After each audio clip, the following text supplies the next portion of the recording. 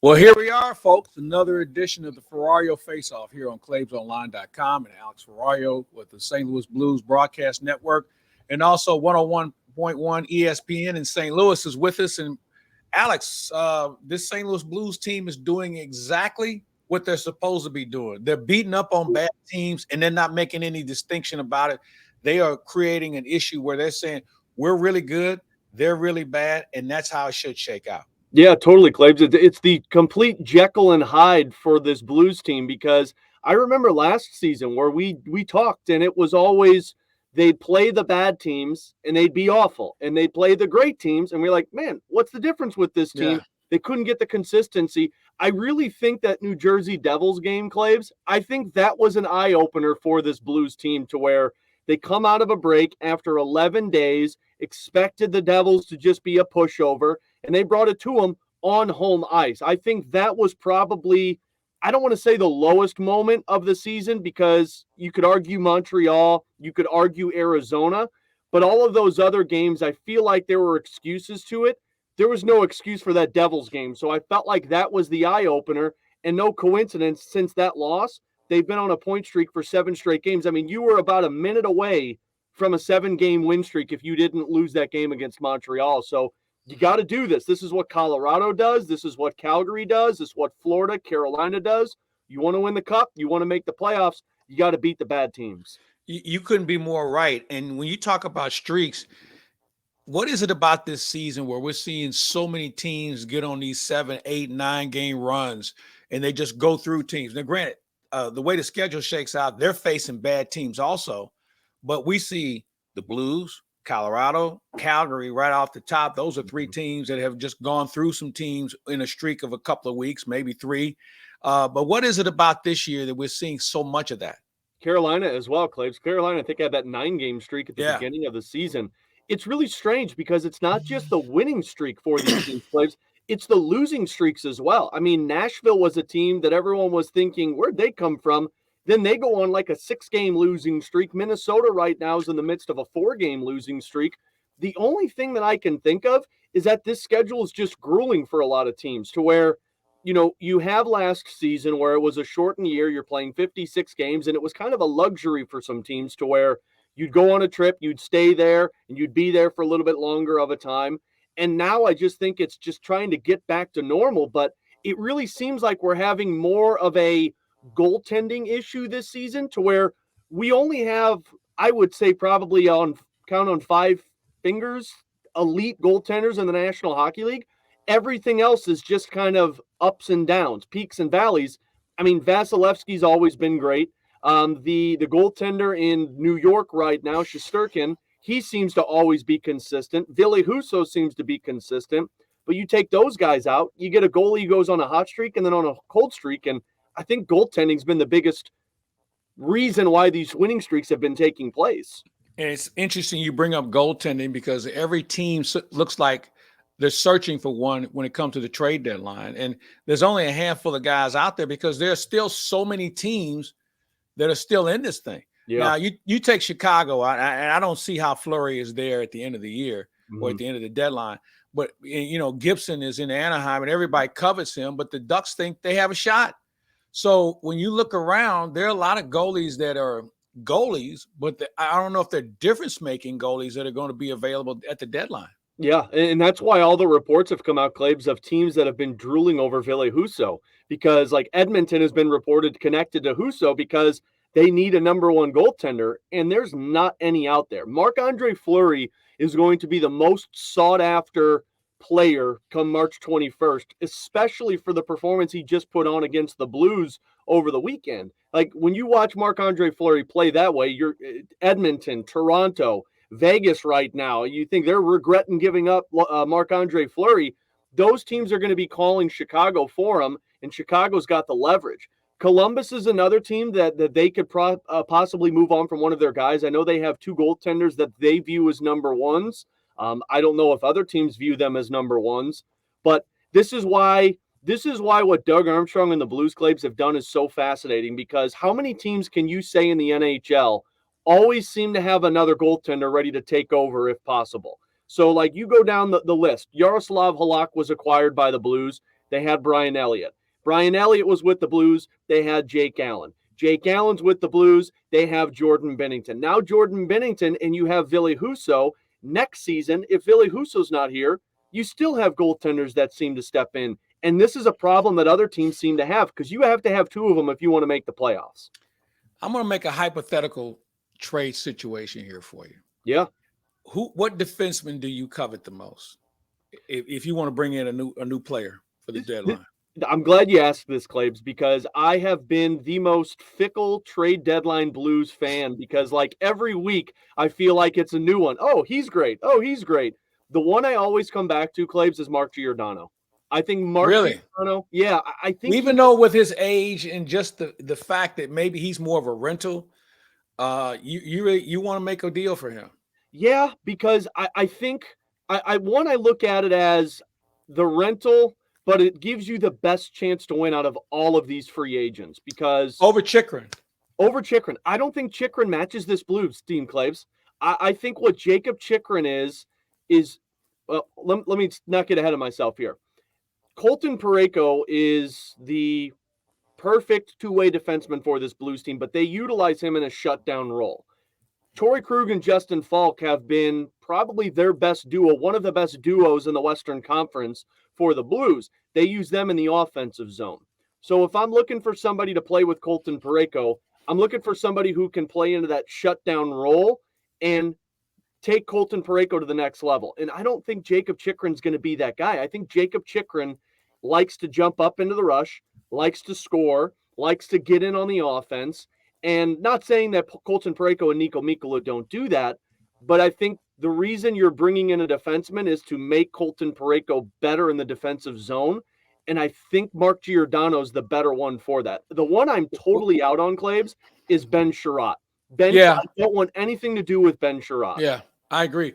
So you've kind of blown my theory out of the water here because you've changed horses again. Of course. So if that's the guy you're talking about, then why not go after Zdeno Chara? It's not going to cost you a lot to get him. If you can convince him to come to St. Louis for 4 months out of his life, he's a perfect guy to play with Parayko. I agree. I think Chara makes sense also. But I look at Zdeno Chara as the fallback of Mark Giordano. And maybe this is on me because I should know better. But Chara is, of course, 44 years old, and Mark Giordano's 38. And I think Mark Giordano would slot in as the number one defenseman and can play 20 minutes a night. Zdeno Chara has been averaging about 14, 15 minutes a night with the Islanders. So I don't know if he can step up to that 21, 22 minutes a night that he'd have to play with Colton Parayko. But I also say that knowing that Zdeno Chara is just a unicorn in himself to where he breaks his jaw in the playoffs and then comes the next night and plays for the Boston Bruins. So for me, I think Mark Giordano, and the other reason I like Giordano too, Claibs, he's 38 years old. I don't know if he's looking at it as, well, I'm going to call it a career because he's still playing about 21 minutes a night. I think if you bring in Giordano, you could look at that and say, well, if he thinks he still has it, I bring him back for another year and probably give him a Marco Scandella amount, and he would fit into this core perfectly. He's Alex Ferrario. Stand by. We're coming back after this Amarin Minute.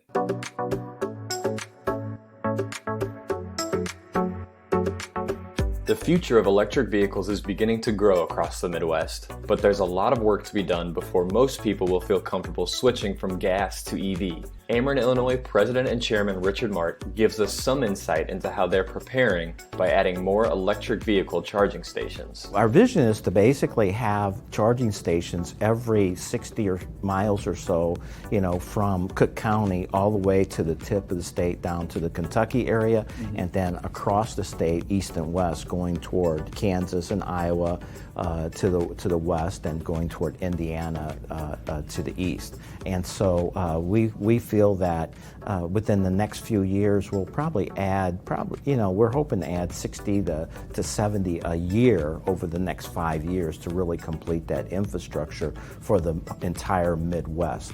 In fact, the Midwest now has all the utilities in the Midwest are joining together to coordinate that. So, which is the first time it's ever happened that you've had Wisconsin say, okay, we're going to build our charging stations here, and Illinois say, okay, well, we can tap on here, and Missouri, this makes sense for us. So we can expand that north, south, east, and west by coordinating with the other utilities.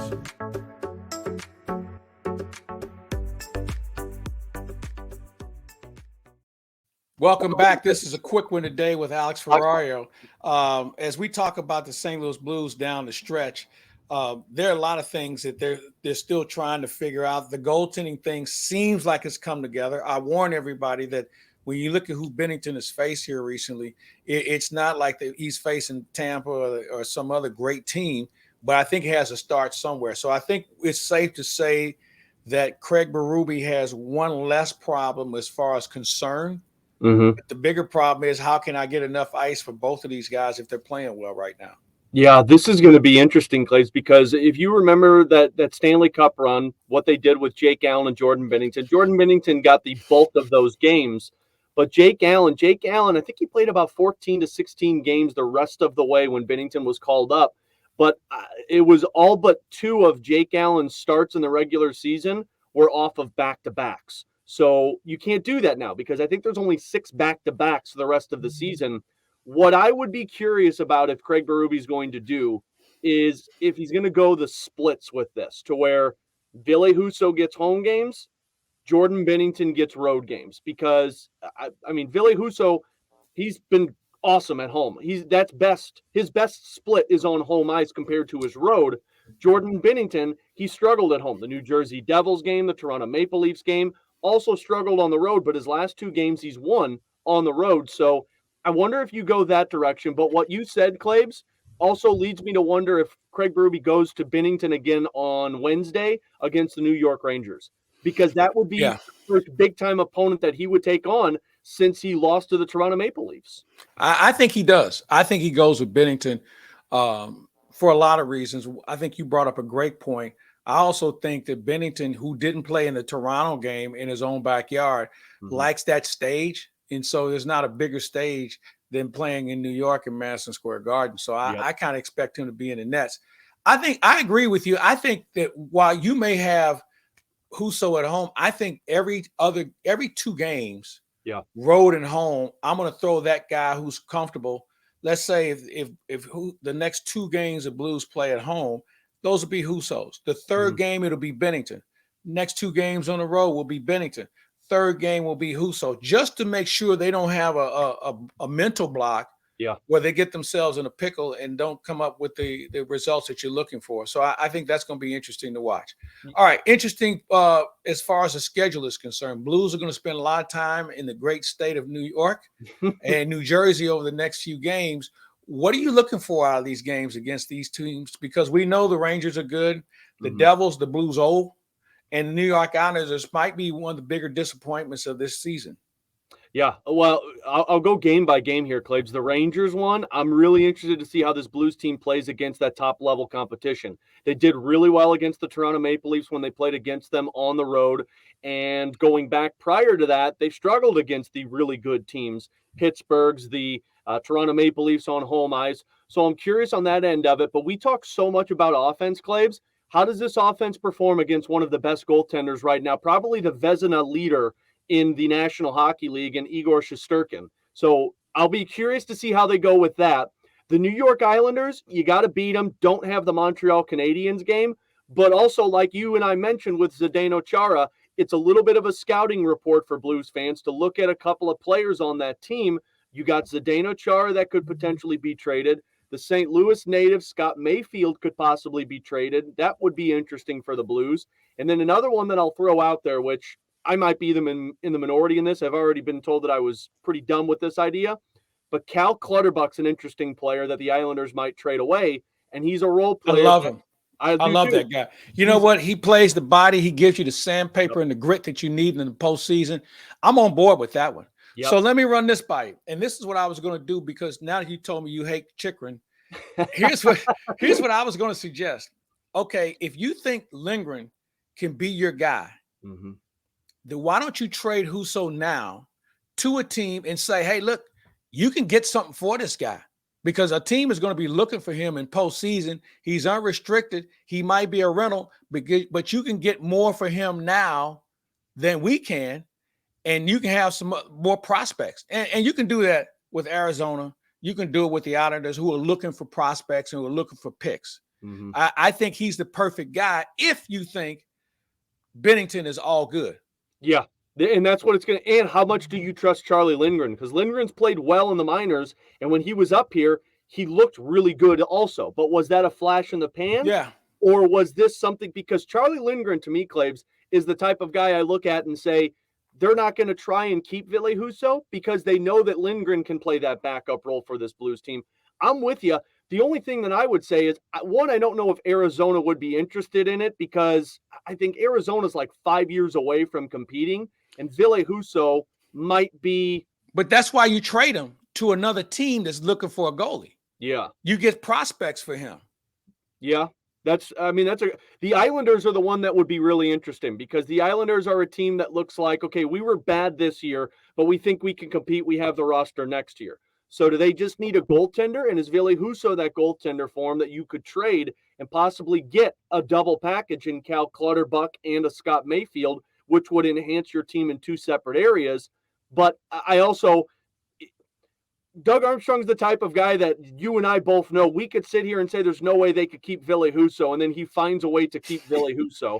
So I have no read on this play other than the fact that what worries me is if Binnington takes a step backwards and Lindgren wouldn't be the guy.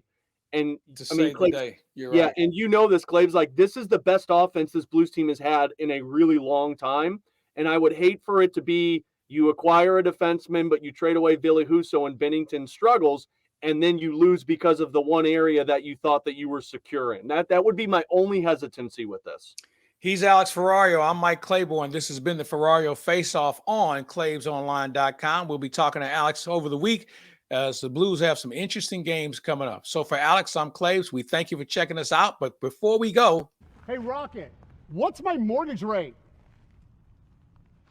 Rocket, when am I closing? Is anyone there?